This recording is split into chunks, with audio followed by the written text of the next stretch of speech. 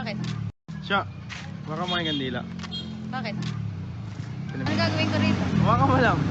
Gusto ba kumain siya? Nagugutom na ako eh. Sige. Bili ka raw cook, sabi ni Mama Edith. Sige. Ilan? Siya, baka mga kandila. Bakit? Ano gagawin ko rito? Baka mo lang. Gusto ba kumain siya? Nagugutom na ako eh. Sige. Bili ka raw cook, sabi ni Mama Edith. Sige. Ilan? Dalawa, okay. Dalawa. Ano ba gusto mo? Spaghetti o palabok? Parang ano eh. Palabong na lang. Masarap po siya. Sarap.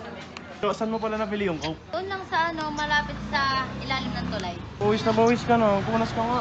Ha? Pawis na? Okay na?